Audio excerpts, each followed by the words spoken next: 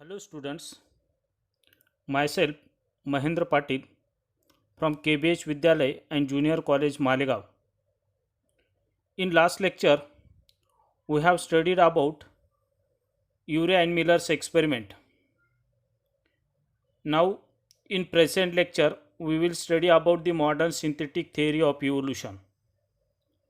So, the basic concept of modern synthetic theory is based on Dobzhansky's book.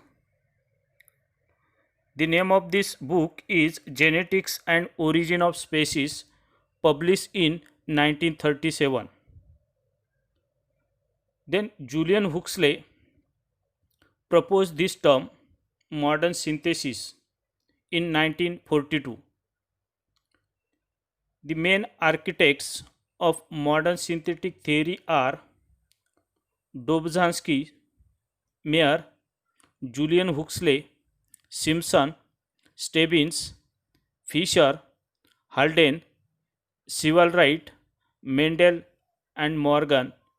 These are the main architects of modern synthetic theory. Modern synthetic theory ची मूळ संकल्पना ही डोबझान्स्कीच्या बुकवर आधारित आहे. डोबझान्स्कीच्या बुकचे नाव आहे genetics and origin of species आणि हे बुक 1937 मध्ये प्रकाशित झाले.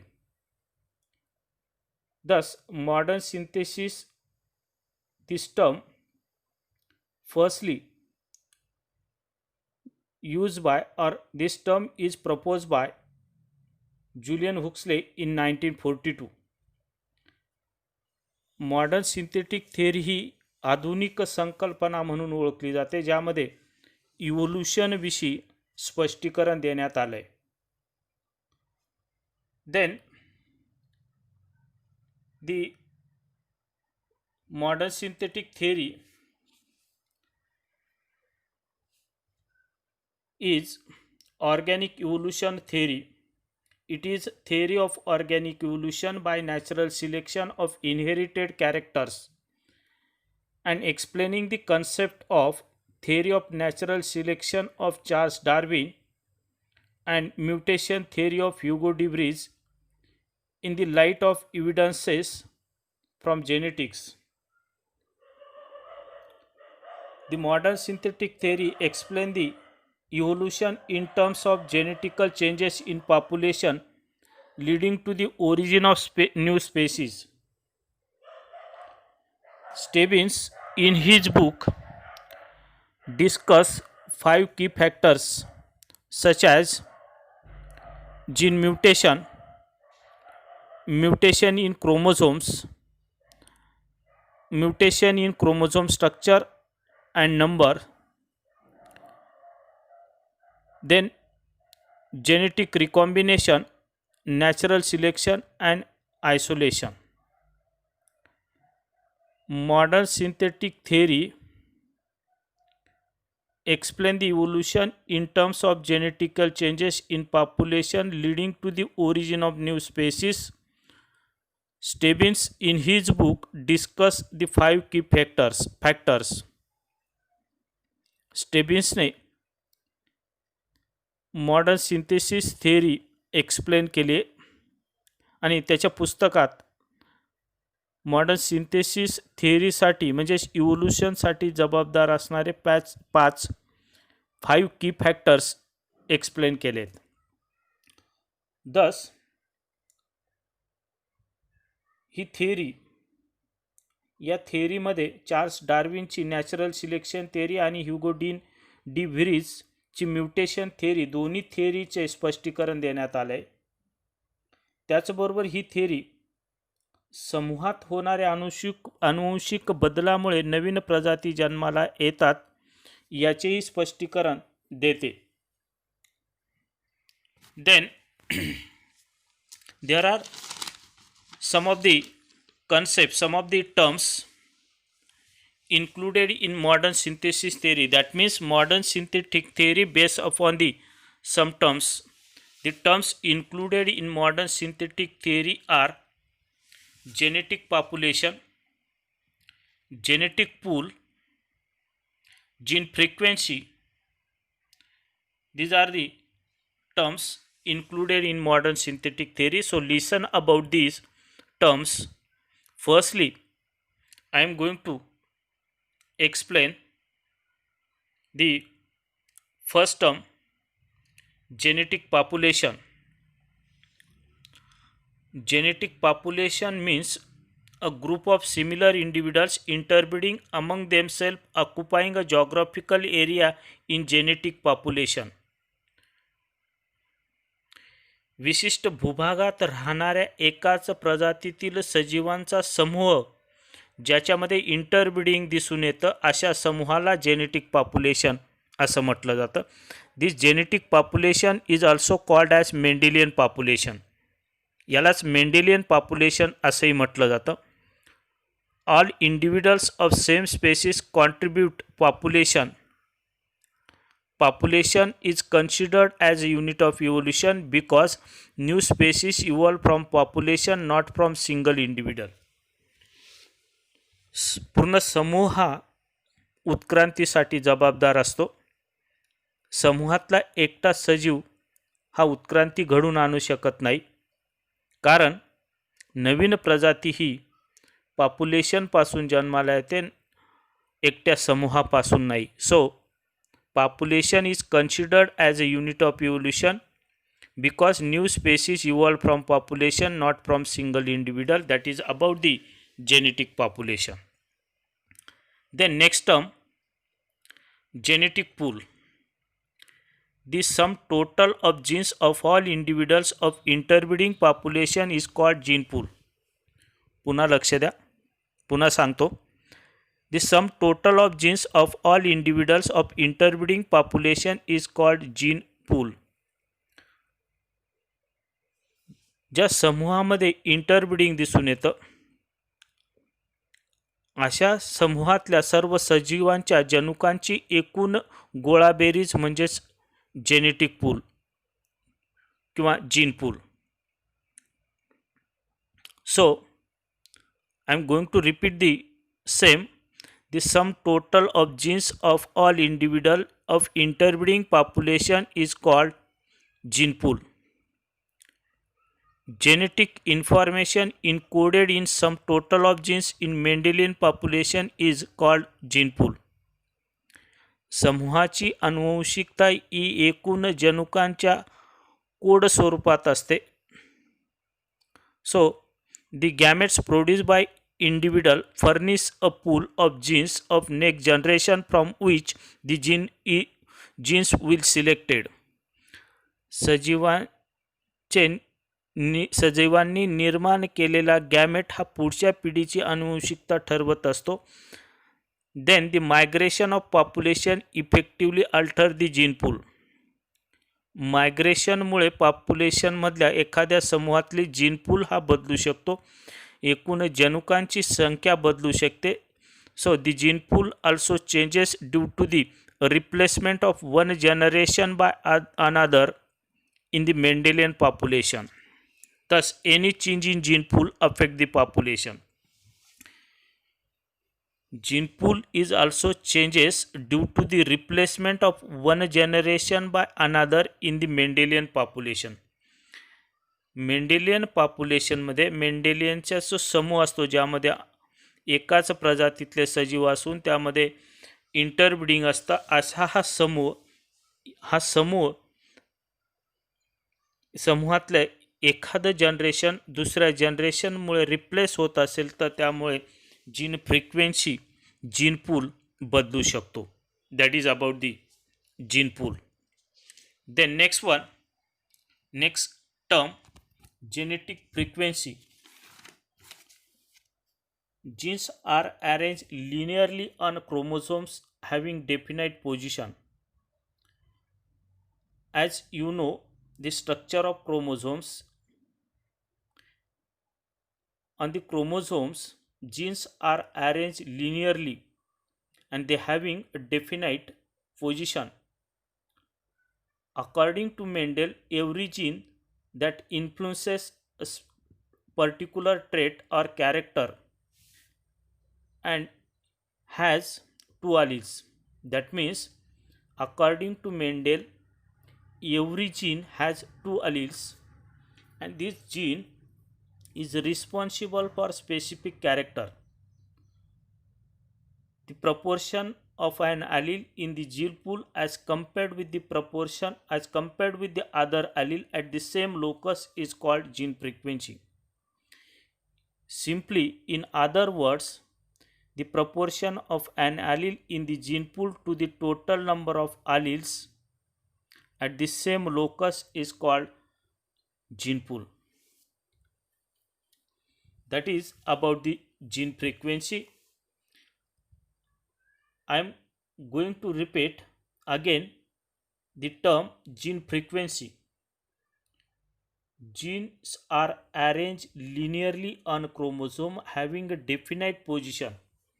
जनुक हे गुणसूत्रांवर लिनियरली अरेंज केलेले असतात. त्यांची अरेंजमेंट असते and they have definite position.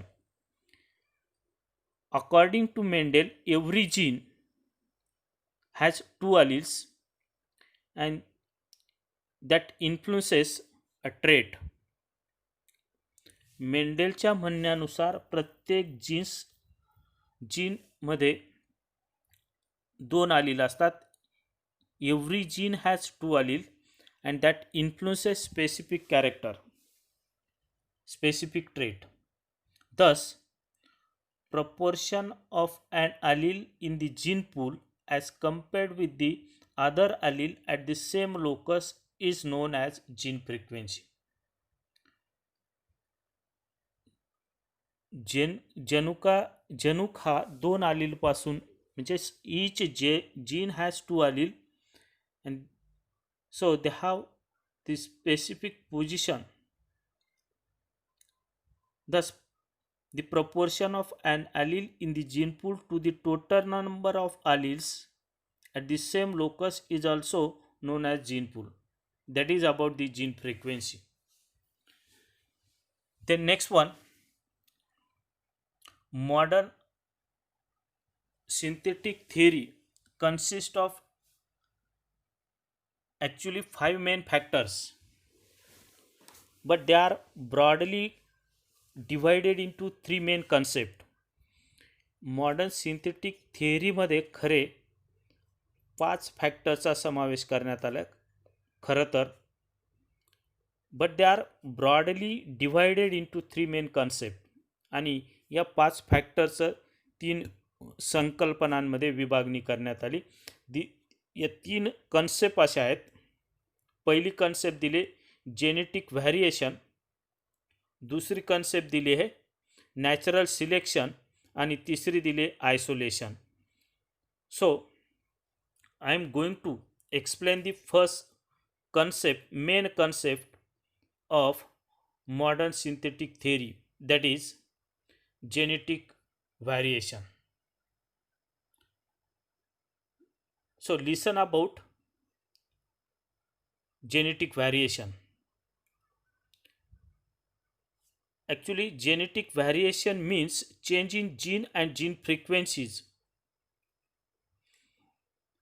जनुकामध्ये किंवा जनुकांच्या फ्रिक्वेन्सीमध्ये झालेला बदल याला जेनेटिक व्हॅरिएशन असं म्हटलं जातं.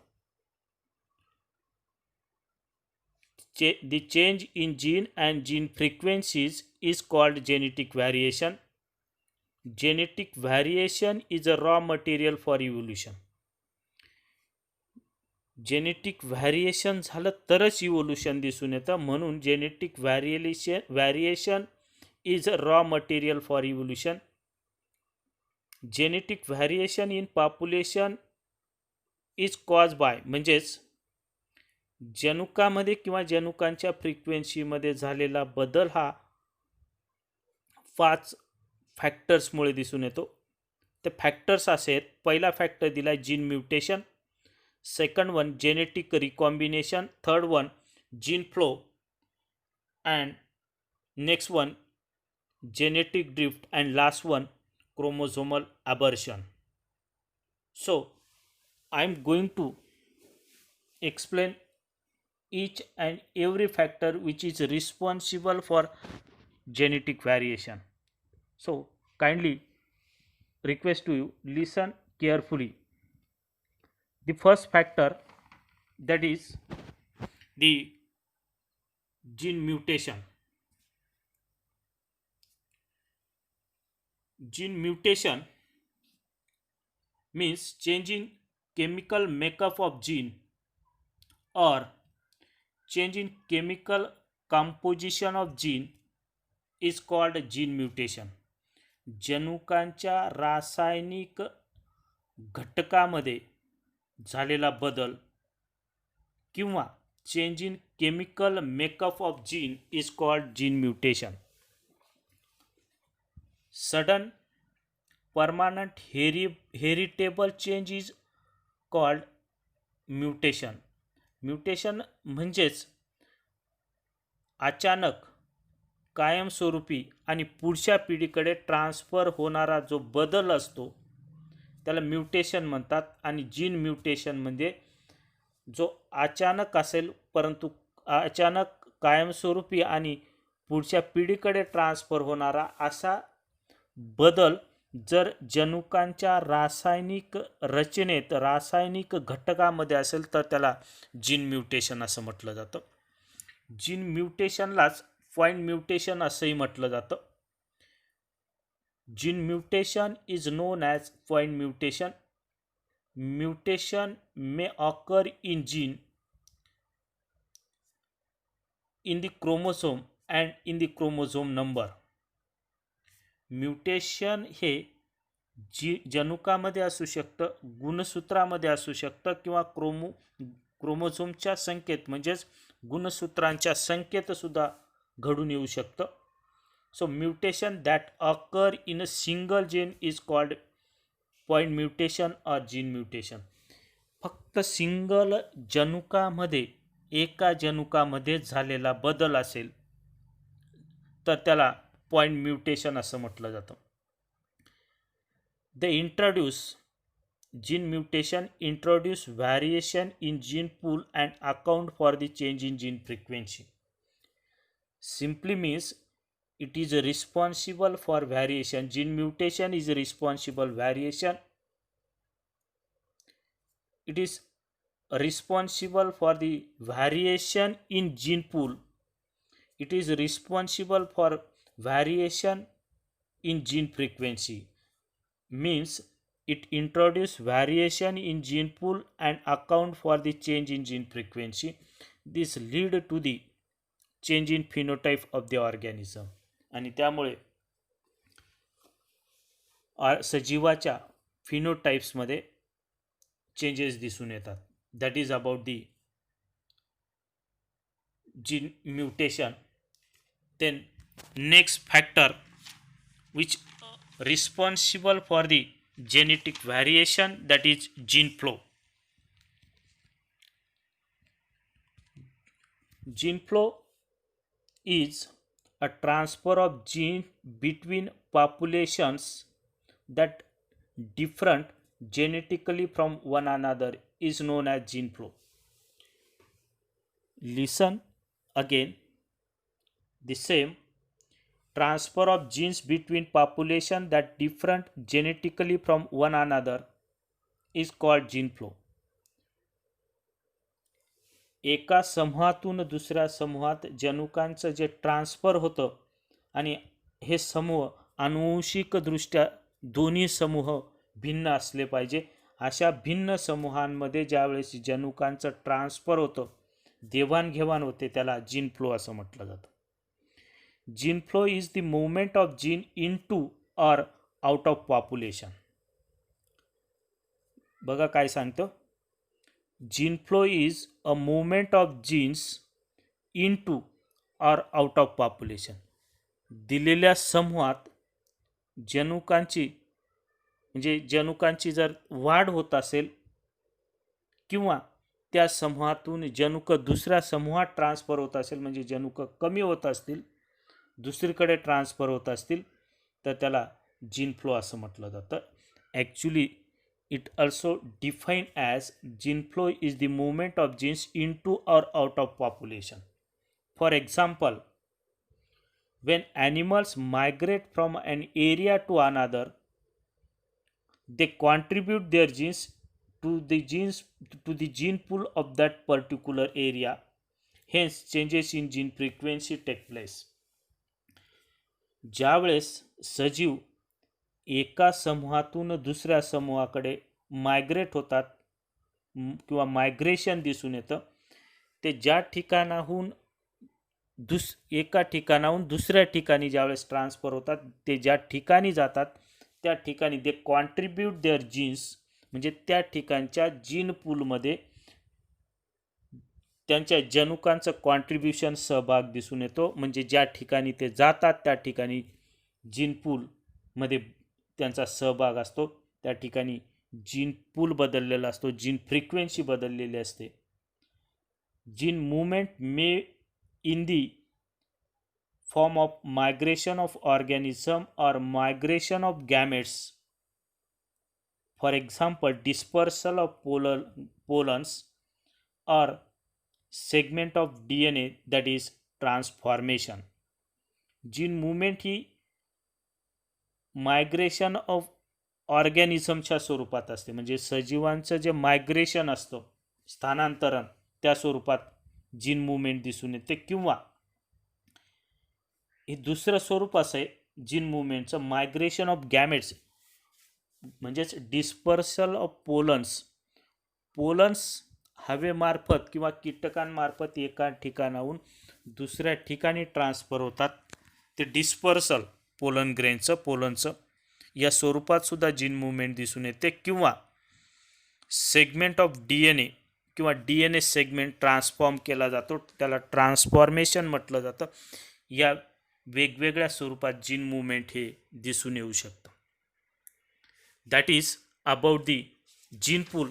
Then next factor responsible for genetic variation is genetic recombination.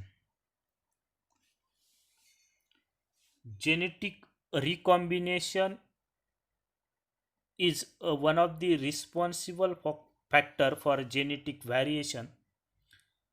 So listen, in sexually reproducing organisms, during gamete formation, the homologous chromosome exchange genetic material by the process of crossing over. This produces a new combination, and this phenomenon is called genetic recombination, and it is responsible for variation. बघा काय सांगतो, in sexually reproducing organism at the time of gamete formation, homologous chromosome exchange genetic material by the process of crossing over.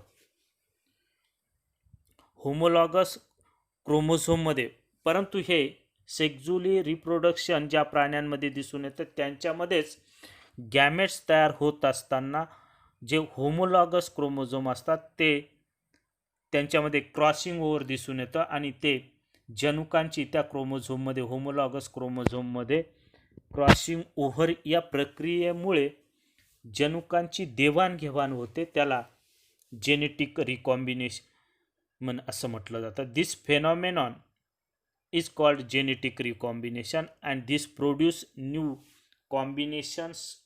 Januka एका क्रोमोझोमवरचे जनुक दुसऱ्या क्रोमोझोमवरचे जनुक पहिल्या क्रोमोझोमवर, म्हणजे अशा दोघांमध्ये जनुकांची देवाणघेवाण, क्रॉस, एकमेकाला त्यांच्या होमोलॉगस क्रोमोझोम्स हे क्रॉस झाल्यामुळे जनुकांची देवाणघेवाण होते, याला जेनेटिक. आणि त्यामुळे नवीन कॉम्बिनेशन हे पुढच्या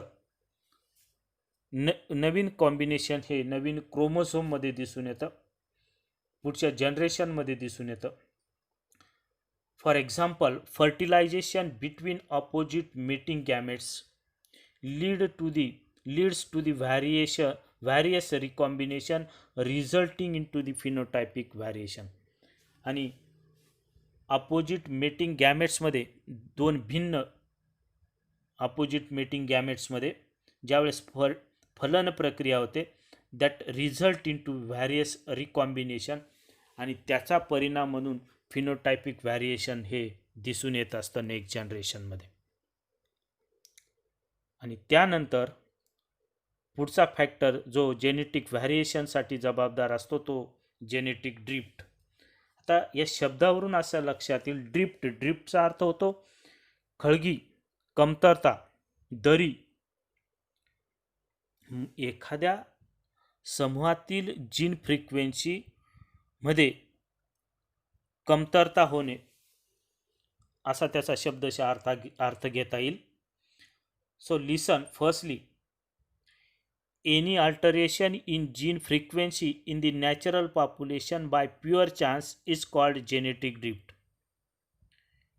किंवा any random fluctuation in allele frequency occurring in natural population by pure chance is called genetic drift. बघा, लक्ष द्या, any random fluctuation in allele frequency occurring in natural population by pure chance is called genetic drift. उदाहरणार्थ, नैसर्गिक आपत्तीमुळे एखाद्या समूहातील gene फ्रिक्वेन्सीमध्ये fluctuation झाला असेल, ती फ्रिक्वेन्सी कमी झाली असेल. नैसर्गिक आपत्ती उदाहरणार्थ अर्थक्वेक, भूकंप असेल, पूर परिस्थिती असेल किंवा अजून कुठल्या तरी नैसर्गिक कारणामुळे एखाद्या समूहातल्या सजीवांची संख्या कमी झाली तर त्या ठिकाणी जीन फ्रिक्वेन्सी कमी होतं. म्हणजे या पद्धतीने त्या ठिकाणी जीन फ्रिक्वेन्सीमध्ये नॅचरल पॉप्युलेशनचे जीन फ्रिक्वेन्सीमध्ये प्युअर चान्समुळे म्हणजेच नैसर्गिक कारणामुळे जेनेटिक ड्रिफ्ट म्हणजेच खळगी, कमतरता जीन फ्रिक्वेन्सीमध्ये दिसून येते, त्याला जेनेटिक ड्रिफ्ट म्हटलं जातं. So listen carefully, any alteration in allele frequency in natural population by pure chance is called genetic drift. किंवा any random fluctuation in allele frequency occurring in natural population by pure chance is called genetic drift. For example, when the size of population is severely reduced due to the natural disasters like earthquake, floods, fires, etc. And this natural disasters causes elimination of particular allele from a population. म्हणजेच दिलेल्या समूहातून allele eliminate होतात, particular allele eliminate होतात आणि त्या ठिकाणी allele frequency बदलते, त्याला genetic drift म्हटलं जातं. Smaller population have greater chances for genetic drift. It result in to change in gene frequency. Genetic drift is an important factor for evolution. That is about the genetic drift. And next one, that is the last factor responsible for genetic variation, that is the chromosomal aberration. So, listen, what is mean by chromosomal aversion? The structural morphological changes in chromosome due to the rearrangement is called chromosomal aversion. रचनात्मक किंवा morphological, structurally किंवा मॉर्फॉलॉजिकली क्रोमोझोममध्ये बदल झाला असेल, कशामुळे तर जे क्रोमोझोमवर असणाऱ्या क्रोमोझोमच्या मांडणीत बदल असेल, ड्यू टू दी रिअरेंजमेंट. म्हणजेच the structural morphological changes in chromosome due to rearrangement is called chromosomal aberration. It changes the gene arrangement, means changes the order or sequence of gene on chromosome. गुणसूत्रांच्या रचनेत, स्ट्रक्चरमध्ये किंवा मॉर्फॉलॉजीमध्ये बदल झालेला असेल, जे गुणसूत्रांवर असणाऱ्या जनुकांची जर ऑर्डर किंवा सिक्वेन्स क्रम बदलला असेल तर त्यावेळेस त्या रिअरेंजमेंटमुळे गुणसूत्रांच्या रचनेत आणि मॉर्फॉलॉजीमध्ये बदल दिसून येतो, त्याला क्रोमोझोमल ॲबर्शन म्हटलं जातं. इट रिझल्ट इन व्हॅरिएशन, आणि त्यामुळे व्हॅरिएशन दिसून येतं. Chromosomal aberration occur due to following: deletion, duplication, translocation, inversion means chromosomal aberration may occurs by following: deletion, duplication, translocation, and inversion. There are four types of chromosomal aberration. First one, deletion. Deletion. So chromosomal aberration is of four types. Deletion, first one is a deletion as shown in figure, loss of gene from the chromosome. पहिला type दिला deletion. Deletion म्हणजे काय? Loss of gene from chromosome. आता फिगरमध्ये दाखवल्यानुसार A B C D E आणि F G H हे पहिल्या फिगरमध्ये दाखवल्यानुसार हे सेगमेंट दिलेत, परंतु यापैकी एक सेगमेंट म्हणजेच डी सेगमेंट हा लॉस होतो आणि त्याच्या क्रोमोझोमच्या रचनेत बदल होतो आणि नवीन क्रोमोझोम ज्यामध्ये A B C C D नसतो आणि ई ए बी सी आणि ई आणि एफ जी एच असे सेगमेंट असतात. असा loss of genes from chromosome म्हणजे एक पर्टिक्युलर जीन लॉस होऊन नवीन रचना क्रोमोझोमची दिसून येते, मॉर्फॉलॉजी दिसून येते. अशा या rearrangement of genes in chromosome is called deletion. Second दिला आहे डुप्लिकेशन. तर डुप्लिकेशन म्हणजे काय लक्षात घ्या, genes are arrange double in number on chromosome. Genes are arranged double in number of chromosomes. Genes are repeated or double in number on chromosome. काही क्रोमोझोम्सवर जनुकांच्या rearrangement, जनुकांच्या order म्हणजेच क्रम किंवा सिक्वेन्स जो असतो त्यामध्ये बदल होतो आणि हा बदल होऊन जनुकांची रचना बदलते, त्याला क्रोमोझोमल ॲबर्शन म्हटलं जातं. आणि या क्रोमोझोमल ॲबर्शनचा जो टाईप आहे तो सेकंड आपण अभ्यासतो, तो डुप्लिकेशन. डुप्लिकेशनमध्ये ॲक्च्युली काय होतं, change genes are repeated or double in number.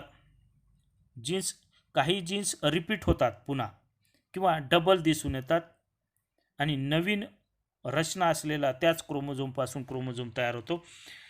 दुसऱ्या फिगरमध्ये दाखवल्याप्रमाणे ए बी सी डी हा सी डी आणि एफ जी एच हे सेगमेंट असलेला क्रोमोझोम, त्यापासून जनुकांच्या रचनेत बदल झाल्यामुळे किंवा बी आणि सी हे रिपीट झाल्यामुळे A B C, B C D E आणि एफ जी एच असे सेगमेंट असलेला क्रोमोझोम तयार होतो. As shown in figure, duplication is clearly seen. There is repeated the gene segment like as B and C. B and C repeated. They are double in number. Then next one, third type, inversion. Inversion is a particular segment of chromosome is broken and get reattached to the same chromosome in an inverted position due to 180-degree twist.